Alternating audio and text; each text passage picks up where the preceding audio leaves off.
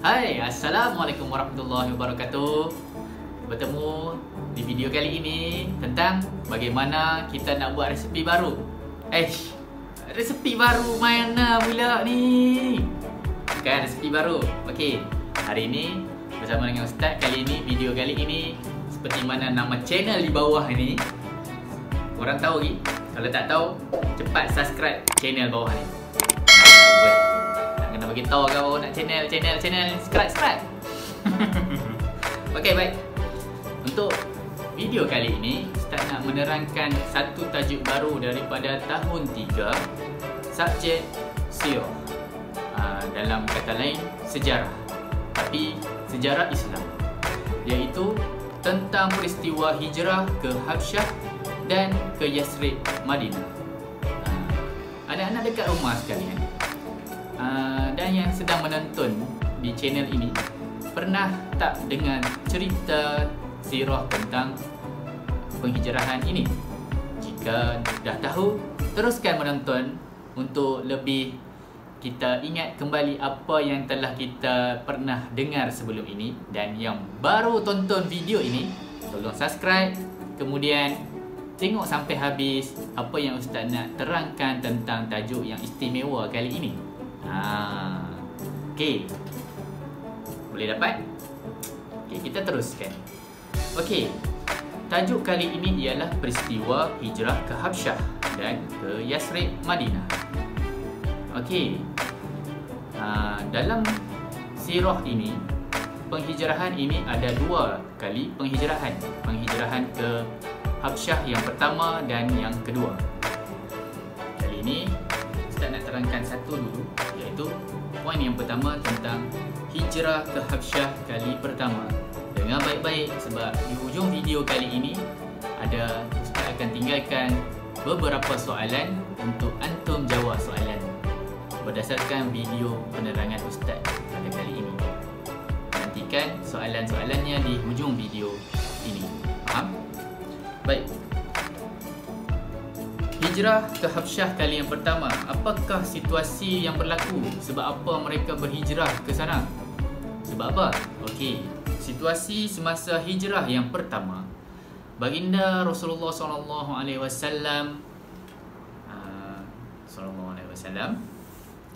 melihat beberapa keadaan, situasi yang mana sahabat-sahabat sangat menderita semasa berada di Mekah. Menderita sebab apa? Akibat apa? Sebab pelbagai bentuk yang telah mereka hadapi, seperti contoh pelbagai siksaan dan penghinaan daripada kaum Quraisy. Maka Rasulullah SAW pun memerintahkan para sahabat untuk berhijrah ke negeri Habsyah. Sebab itulah Nabi memerintahkan kepada para sahabat ini untuk berhijrah ke Habsyah. Baik, semasa pemerintahan itu, setelah diperintahkan Nabi untuk pergi berhijrah, kumpulan pertama ini hanya pergi dalam beberapa orang sahaja. Masa bilakah? Dengar baik-baik. Masa bilakah mereka berhijrah? Pukul berapakah? Jam berapakah? Hari apakah? Masa bila hijrah ini berlaku? Okey, hijrah ke Habsyah kali pertama ini berlaku pada penghijrahan ini berlaku pada tahun ke-5 semasa Rasulullah SAW menjadi Rasul. Pada tahun ke-5, seramai 10 orang lelaki dan 5 orang wanita yang diketuai oleh Uthman bin Affan radhiyallahu anhu bersama dengan isterinya, iaitu Sayyidatina Ruqayyah. Okey, ketuanya ialah sahabat yang bernama Uthman bin Affan radhiyallahu anhu dan bersama dengan isterinya, iaitu Ruqayyah. Rombongan hijrah ini seramai 10 orang lelaki dan 5 orang wanita, menjadikan jumlah sebanyak 15 orang dalam satu kumpulan untuk hijrah yang pertama. Bukan senang tau nak berhijrah sebenarnya. Okey. Mereka berada dekat Habsyah. Mereka berada di Habsyah selama, dengan berbaik, selama berapa hari? Okey. Mereka berada di Habsyah selama 3 bulan. Selama 3 bulan. Kemudian mereka kembali semula ke Mekah.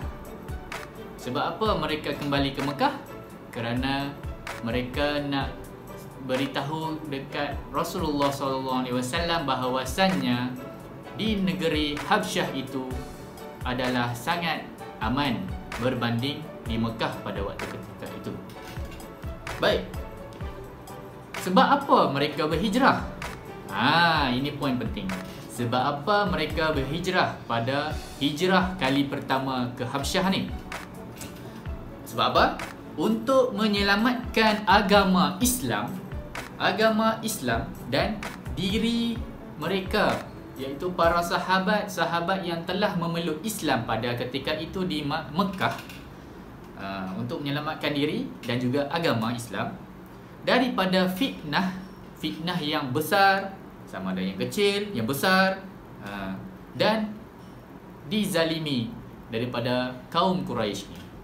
Sebab itulah hijrah kali yang pertama ini diperintahkan oleh Rasulullah SAW agar para sahabat pergi berhijrah ke Habsyah. Okey, baik. Apa yang akan terjadi selepas itu? Baik. Hijrah ke Habsyah kali yang kedua pula. Bagaimanakah sirahnya? Mari kita lihat situasi penghijrahan yang kali kedua ini. Pada ketika itu kaum Quraisy sangat melampau dan telah membuat satu kepungan dan memulaukan keluarga baginda Rasulullah SAW. Dan ia terdiri daripada Bani Hashim dan Abdul Muttalib. Rasulullah SAW memerintahkan para sahabatnya untuk berhijrah ke negeri Habsyah. Pada ketika itu baginda memerintahkan untuk berhijrah, dan maka masa inilah berlakunya penghijrahan kali yang kedua. Bila masa itu berlaku? Hijrah ke Habsyah kali yang kedua ini berlaku pada tahun ke-7 kerasulan Nabi Muhammad SAW. Pada tahun ke-7. Maknanya kat situ, selepas hijrah yang pertama berlaku selepas 5 tahun kerasulan Nabi, dalam 5 tahun 6, 7. Dalam masa 2 tahun tersebut barulah berlaku penghijrahan yang kali kedua, iaitu tahun yang kedua, iaitu bila dicampurkan 5 tahun Nabi menjadi Rasul dan sehinggalah menjadi 7 tahun. 7 tahun itulah penghijrahan yang kali kedua berlaku. 5 tahun, masa tu Nabi menjadi Rasul 5 tahun dan penghijrahan yang pertama berlaku.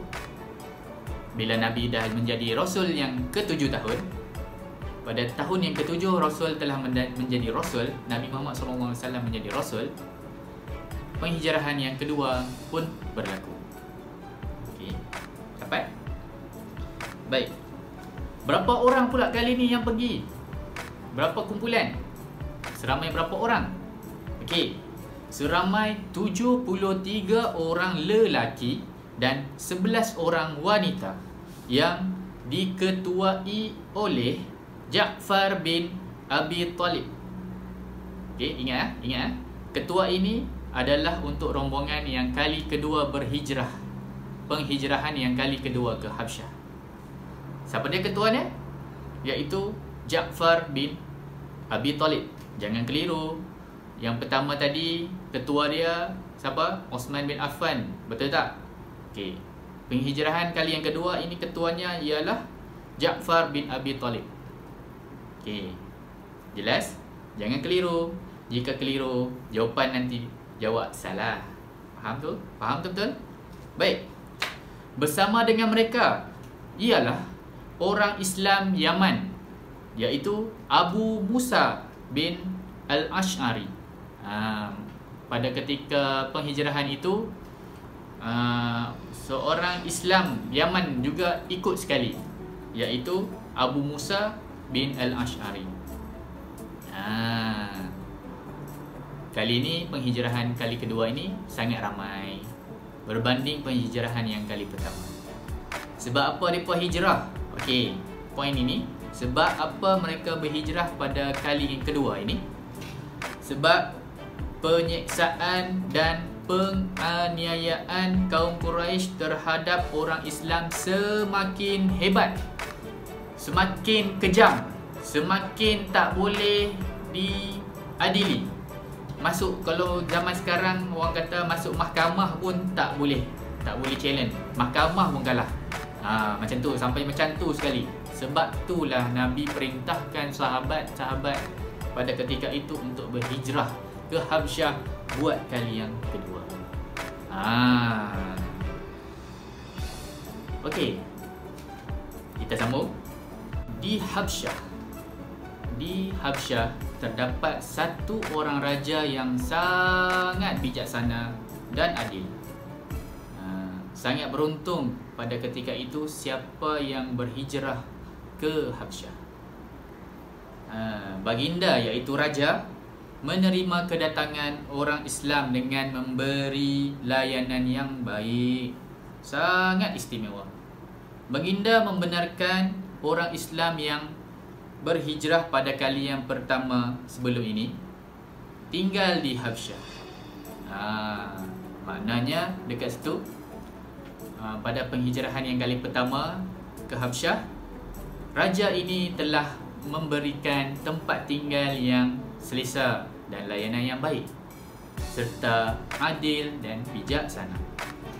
Begitu juga dengan hijrah kali yang kedua. Rombongan hijrah yang kali kedua juga mendapat sambutan yang sangat bagus, sangat selesa dan perlindungan daripada raja itu sendiri. 100% raja itu memberikan perlindungan yang selamat daripada pelbagai ancaman kaum-kaum Quraisy. Semasa utusan kaum Quraisy menghadap raja tersebut untuk memohon kebenaran untuk menangkap orang-orang Islam yang berhijrah kali kedua ini untuk dibawa pulang ke Mekah, Raja Habsyah tersebut serta-merta menolak permintaan kaum Quraisy tersebut setelah mendengar penjelasan mengenai Islam dari Ja'far bin Abi Talib.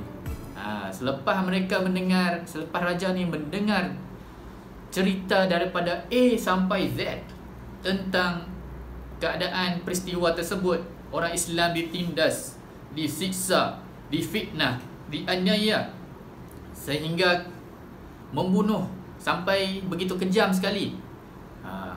Raja ini tidak teragak-agak untuk menolak tawaran yang diberikan daripada kaum Quraisy tersebut. Sebab itulah penghijrahan kali yang kedua ini sangat bermakna bagi orang Islam pada ketika itu. Dengan raja yang baik, adil, lagi bijaksana.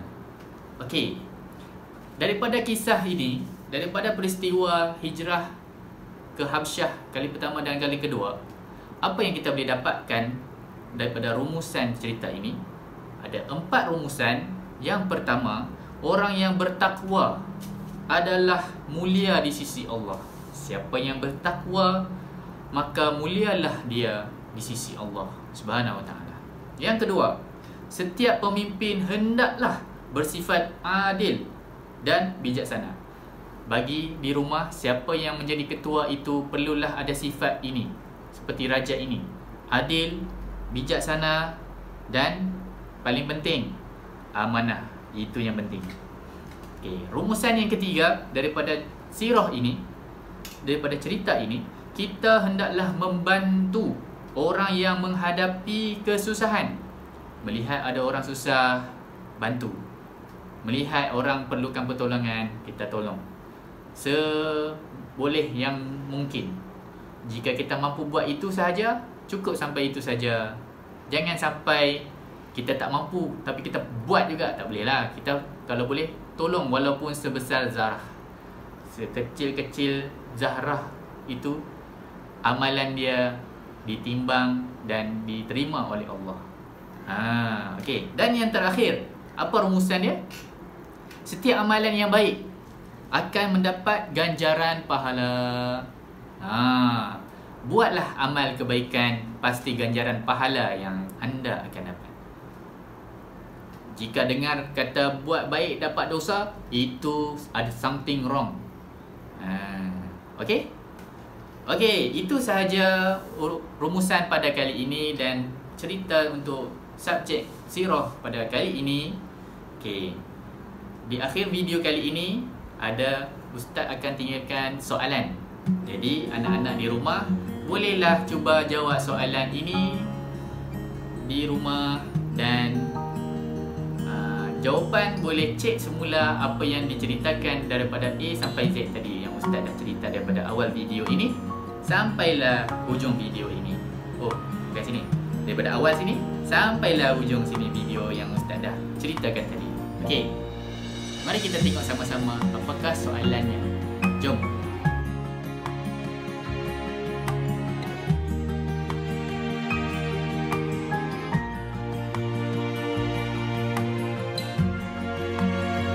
Bagi orang yang rasa video ini bermanfaat, rasa syok ditonton, rasa berbaloi, rasa bagus video ni, klik butang share kat bawah tu.